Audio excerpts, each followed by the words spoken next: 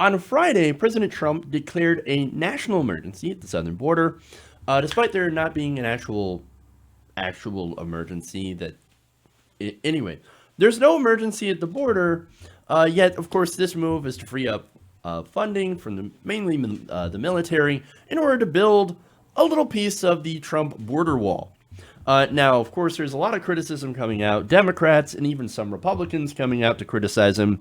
I got some fun tweets from Ann Coulter, as well as statements. One, she said, Trump's national emergency ruse was always a way to fool the rubes in his base. And the rubes are fooled. Of course. Then she also added, the only national emergency is that our president is an idiot. Oh, I love this. I love this. And look, I am no fan of Ann Coulter, but at least she's honest about her racism and her disapproval at the president. Anyway, more critics here. We've got conservative radio host Steve Deese, who said on his podcast, horrible precedent to set, I'm sorry, not podcast, Twitter, horrible precedent to set that every time a president doesn't get appropriations, they want to declare this. By caving on this, he's saying it's not an emergency. You know what's fun about that, right? Is that now this does set a precedent.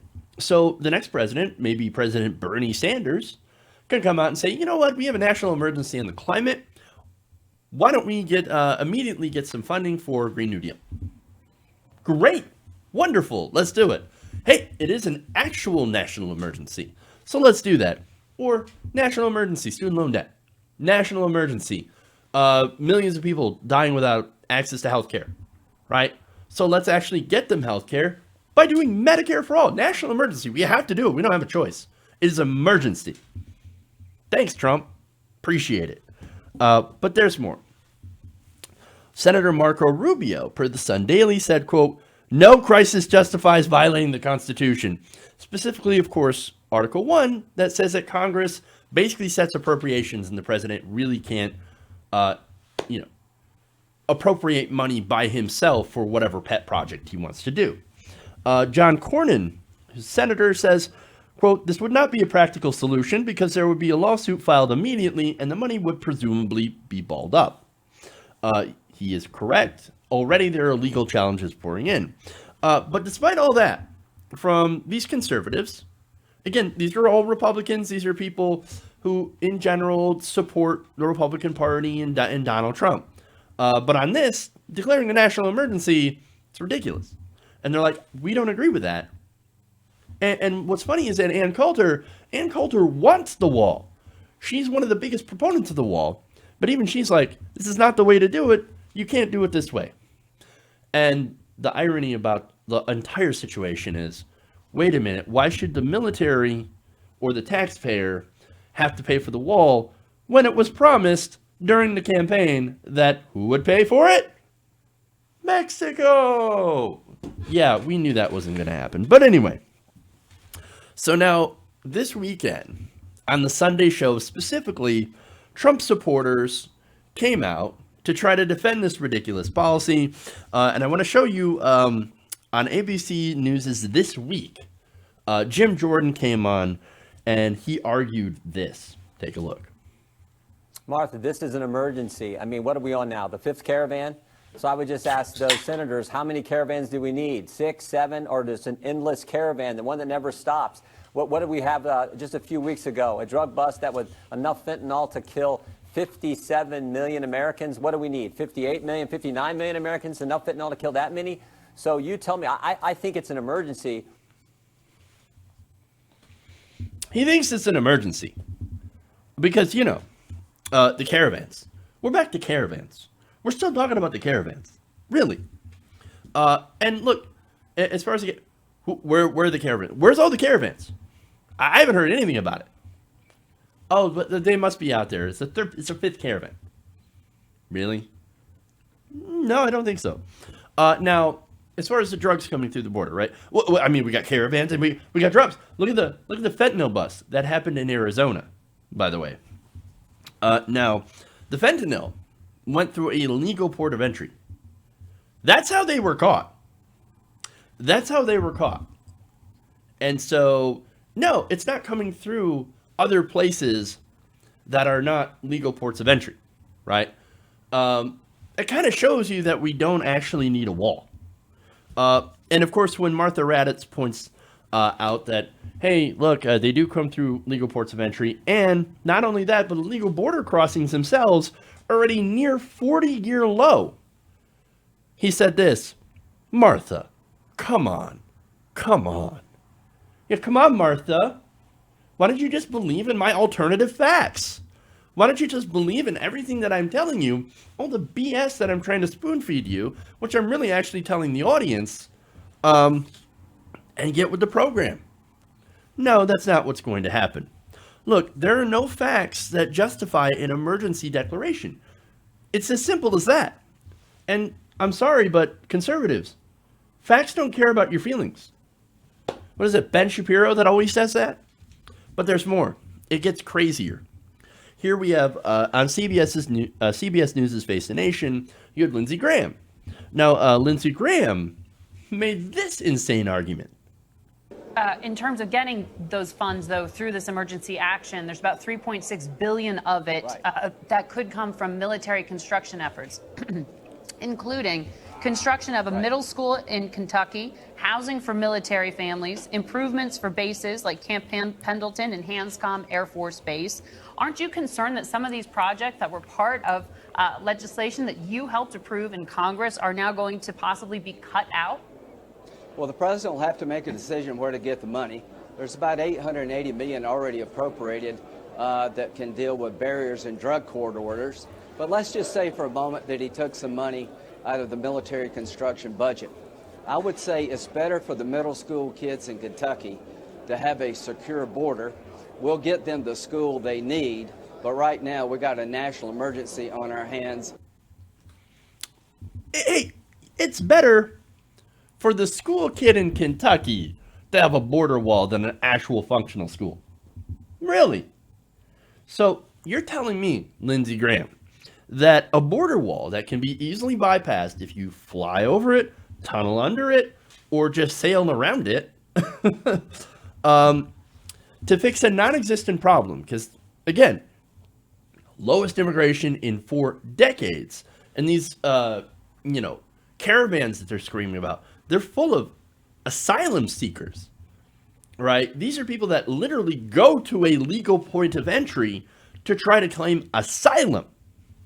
You're saying all of that, the wall, to stop all of that, which it wouldn't, is more helpful to a kid in Kentucky than the schools, than fixing the schools that are falling apart. Come on, man. One is an actual emergency. The other is trying to keep a political campaign promise. That's what that is. But now, finally, we get to the fun one. We get to Chris Wallace, right? So Chris Wallace is he does Fox News Sunday, and he's going to have an argument with Stephen Miller. Watch. Can you name one case where a president has asked Congress for money, Congress has refused, and the president has then invoked national powers to get the money anyway? Well, this current situation... Just yes or no, sir? The current situation pertains specifically to the Military Construction Authority. I'm just asking, has there been a single case where Congress asked for money for military construction, Congress said no, and he then... The meaning of the statute, Chris, is clear on its own terms. If you don't like the statute, or members of Congress don't like the statute... Would you agree the answer is no? There hasn't been a single case like this. National emergency, right? And look, that video, that conversation goes on, and guess what he couldn't answer? The question. He couldn't answer how many times has a national emergency been done well after Congress had basically rejected the president's call for money. And the point that he's trying to make is that this is a political stunt. This has never happened before, and there is no emergency on the border that justifies breaking the Constitution. But here's the thing, right? Now, look, a lot of these Republicans, these are Trump-supporting Republicans. As I mentioned before, there's a lot of people who are against the wall that are Republicans, or not necessarily against the wall, but against actually declaring an unconstitutional national emergency on the border where there isn't one in order to get this wall. But here's the thing. The people that support this should be honest about why they support this. I mean, look, the great example here is Ann Coulter, right? So Ann Coulter is a despicable human being. But she's actually honest, right? She is racist, and she says, yes, I do want to build the wall on the border because I want to keep the brown people out. I am against the browning of America. That is a real quote. Look it up. She says, I'm against the browning of America. I'm against people coming over here and infecting America with their peasant culture. Peasant culture. That's what she thinks of people from El Salvador, Honduras, Mexico, etc. Right? So she's a racist. She hates those people. Now, at least unlike Stephen Miller and the rest of these Republicans, Lindsey Graham, etc., who's basically just looking for a new daddy, she at least has the balls to admit that she's proud to be a racist. She's not making some stupid argument on numbers that don't add up or again kissing Trump's ass because she has some daddy complex. No, she's a hateful person, and at least she's honest about it. I wish the Republicans, the rest of them, were that honest. And the fact that they cannot admit it also proves that, look, this is not a national emergency, right? They can't actually come up with a real argument, and they use fake numbers and statistics and try to argue that, no, down is up, and the sky is gray, the sky is purple, because sometimes the sky is gray, but the sky is purple, and water is the opposite of wet, it is dry. And they try to argue this in these alternative facts so they can help Trump do one thing, and that is fulfill a campaign promise.